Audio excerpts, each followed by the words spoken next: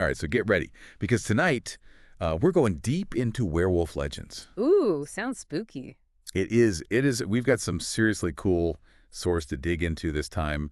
We've got an article from history.com all about werewolves. Okay. And then we've also got a discussion thread from Reddit, the Ask Anthropology forum.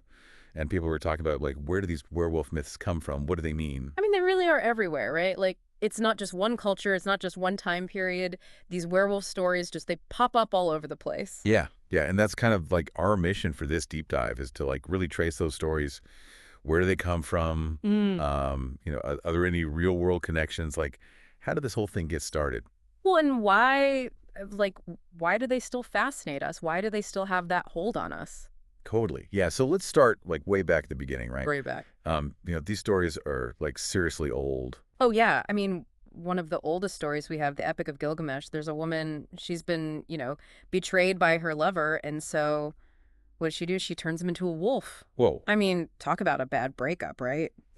Yeah. So even, like, thousands of years ago, werewolves were, like, this potent symbol of, like, you don't want to mess with me. Right, like betrayal, revenge, like those really deep, dark emotions. Yeah, and you see that same idea, like transformation as punishment in Greek mythology too, right? Oh, yeah, totally. With Lycaon, right? Yeah. He messed up big time. Yeah, Zeus was not happy with him. Not at all. He served Zeus a meal that, well, let's just say it wasn't exactly appetizing. No, he did not think it through. Not at all. And, well, let's just say Lycaon traded in his humanity for a set of fangs and some fur. Oof, yeah, you do not want to mess with Zeus. No, you really don't. But it's like, I know, it's interesting, right? It's that blurring of boundaries. It's the loss of control. It's like the wild, the primal. Yeah, and it makes you wonder, like, were there any actual werewolves running around back then, like in history? I mean, we've got these myths, but... Well, there were some pretty interesting cases that really, blur that line between myth and reality. Okay, like who?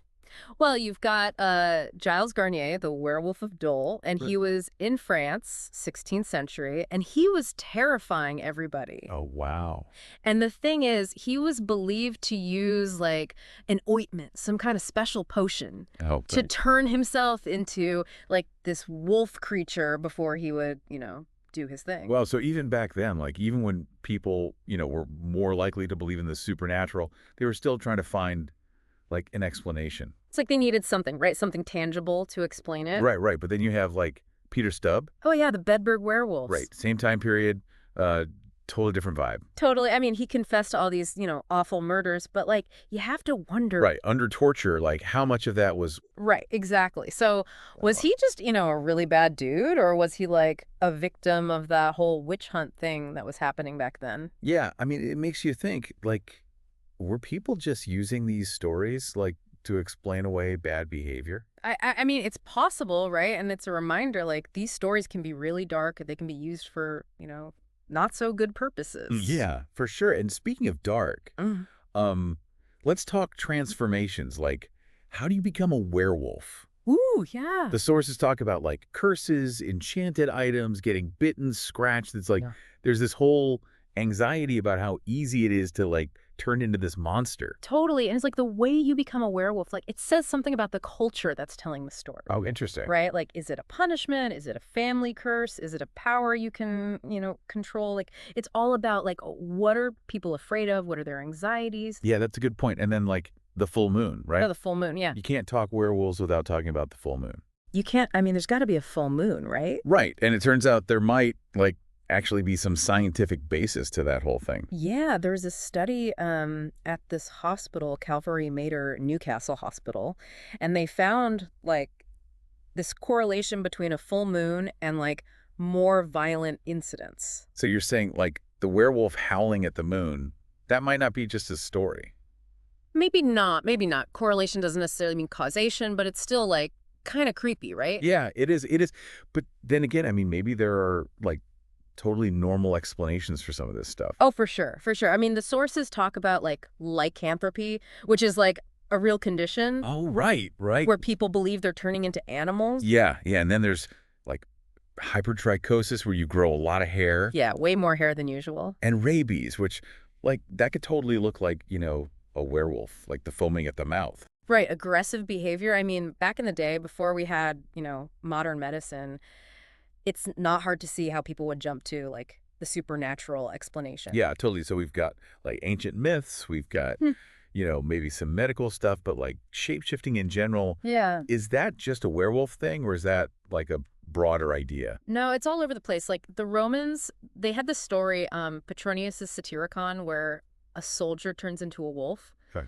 But it's not, like, a bad thing. It's more about, like, exploring what humans can do, like hidden powers, that kind of thing. So it's not always about like losing control, becoming a monster. Not always. Sometimes it's about, like, power breaking free from your limits, you know? Yeah, like the Norse berserkers. Oh, yeah, the ultimate badasses. Yeah, like they would go into these rages and become super strong. Oh, yeah, it was like they were tapping into, like, this animalistic energy. Like, they would wear wolf skins, bear skins. Well, so they were like intentionally blurring the lines between Yes. human and animal. Exactly. They were, like, weaponizing that primal energy. That's like next level psychological warfare. Totally. I mean, can you imagine being, like, on the battlefield and seeing these guys coming at you? No way, no way. And it turns out like even the Vikings thought they were a bit much. Yeah, they actually outlawed berserker rage. Like, it was too intense, even for them. Wow, so we've got these ancient roots, we've got, cursed individuals, maybe some real-world explanations, but, like, how did those werewolf stories change over time? Like, were they always about, the monster? That's a good question. And it seems like around the 12th century, things started to shift a bit. Okay. There was this writer, Marie de France. She wrote all these werewolf stories. Oh, yeah. But her werewolves, they weren't, like, choosing to transform. They were, like, victims of a curse. Oh, so it's not, like, the monster's choice. It's something that's happening to them. Exactly. And it makes the werewolf less of a, straight-up villain and more of a, like, tragic figure. Oh, I see, like, they're suffering because of this thing.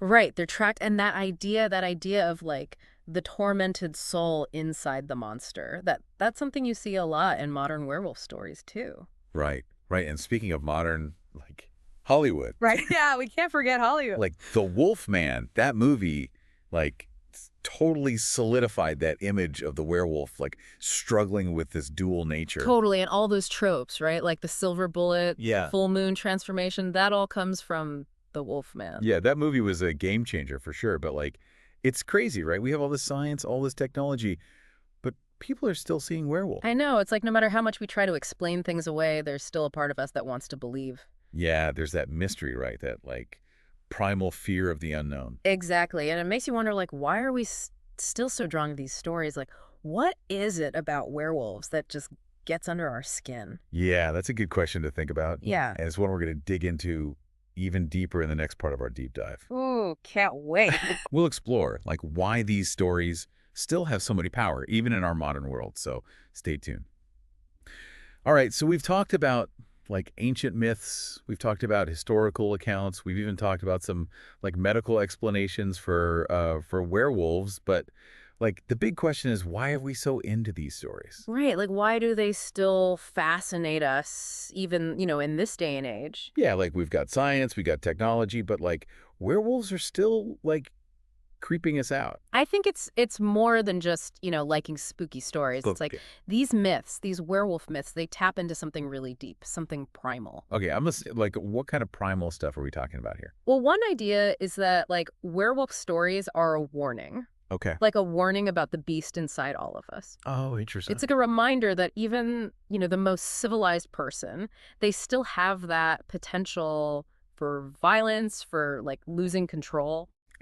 It's like that saying, right? Like, scratch a civilized man and you'll find a savage. It's like werewolves are like the embodiment of that. Exactly, that duality, that tension between, our rational selves and our instincts. Yeah, and it's, like, scary, but also, like, kind of exciting. Right. There's definitely, like, a thrill to the idea of, like, letting loose, breaking free from all the rules. Yeah, like Dr. Jekyll and Mr. Hyde, or like the Hulk. Exactly, those stories of transformation, of, like, becoming something else, something more powerful. But werewolves, like, they take it to a whole other level, right? Yep. It's not just like a personality change. It's a, like, full-on physical transformation. Right, your body, like, literally changing into something else. Yeah, and the sources talk about those transformations being, like, painful, violent, like it's a nightmare happening to your body. It's like our worst fear, right? Losing our humanity, becoming something monstrous. But it's also like about nature, right? Like this raw power that we can't control. Right. The werewolf is like the force of nature, both beautiful and terrifying. And it's interesting how different cultures like see that force. In some stories, the werewolf is like pure evil. Right. A demon, something to be destroyed. But in others, like in some Native American traditions, they're like respected. Right. They're seen as guardians, protectors of the natural world. It's like how we see werewolves says a lot about like our own worldview. Exactly. It's a reflection of our own beliefs and values. And speaking of worldviews, like how has, our modern understanding of things, like how has that changed how we see werewolves? Well, I think as we've learned more about the world, about science, about psychology, our interpretations have changed too. Mhm. Like now we're more likely to see werewolves as like victims of a curse or like having a disease. Right, instead of just saying, oh, it's the devil. Exactly. But the thing is, even with all that, the core themes of the werewolf myth, they're still relevant. The fear of losing control, the desire for power, the duality of human nature, those are like timeless fears. It's like no matter how much we progress, we're still drawn to these stories. Right. And maybe it's because they give us a way to like explore those fears safely, through fiction. It's like a safe space to confront those dark parts of ourselves. Exactly. And maybe by doing that, by like acknowledging those shadows, we can understand ourselves better. It's like we have to look into the darkness to really appreciate the light. But speaking of light, like not all werewolves are, doom and gloom. Oh, right. Totally. Like in pop culture, werewolves can be all kinds of things. Yeah, like the brooding romantic heroes in like Twilight or Teen Wolf. Oh, yeah. Team Jacob, right. Right, or even like those kind of goofy, cuddly werewolves you see in cartoons. It's like we're trying to, I don't know, maybe reclaim that connection to our animal side, but like in a fun way. Yeah, like maybe it's a reaction to, how much we've separated ourselves from nature. It's interesting, right, how these myths change with us, reflect what we're going through. So as we're like wrapping up this part of our deep dive, what do you hope like people are thinking about? Well, I think it's important to remember that these werewolf legends are more than just stories. Yeah. They show us something about ourselves, about what it means to be human. They remind us that we're not just like rational beings, that there's this wildness inside all of us. Exactly. And maybe by accepting that, by acknowledging that beast within, we can actually understand ourselves better. That's a pretty powerful thought. But before we get like too deep, we need to talk about like modern werewolves. Movies, TV shows, all that. Oh, yeah, there's a whole world of werewolf stuff out there waiting to be explored. So stay tuned for the final part of our deep dive. So we've gone deep into like the origins of these werewolf legends and the psychology behind them. But like, let's talk about werewolves today, like in our world, because it's not just scary stories anymore, right? No, not at all. They've like broken out of those old folk tales and they're everywhere now. Movies, TV, video games, even like, furry conventions. I know, right? It's like they're mainstream. Totally. But what's interesting is how they're portrayed now, it's different from the old days. Yeah, like we've gone from like the monster in the shadows to something else. Right. Think about like the classic werewolf, like the Wolf Man. Oh, yeah. Pure horror, the monster you have to destroy. But now it's more complex. It's like they got a makeover or something. Yeah, exactly. Like take Twilight. Yeah. The werewolves, they're like heroes, romantic heroes, all about like passion and wildness. Team Jacob. Yeah, okay, those shirtless werewolf scenes, I mean, come on. But it's interesting, right, how the werewolves become like desirable instead of terrifying. Yeah, it's like maybe we're, I don't know, missing that connection to nature, so we like romanticize it through werewolves. I think there's something to that, like that longing for something wilder, something more instinctual. And it's not just romance, like werewolves are like complex characters now. They're not just like mindless beasts. Yeah, like teen wolves. There's still werewolves. They still have those struggles, but they're also teenagers dealing with school, relationships, all that. It's like the perfect metaphor for like being a teenager, all that angst and change, but with, fangs and claws. Right. And it's not just TV and movies. They're in books, video games, everywhere. It makes you wonder, like, is this just a fad or like, is there something more to it? I think these myths, they stick around for a reason. They tell us something about ourselves, about like what we're afraid of, what we desire. So like, as we wrap this up, what do you want people to take away from this?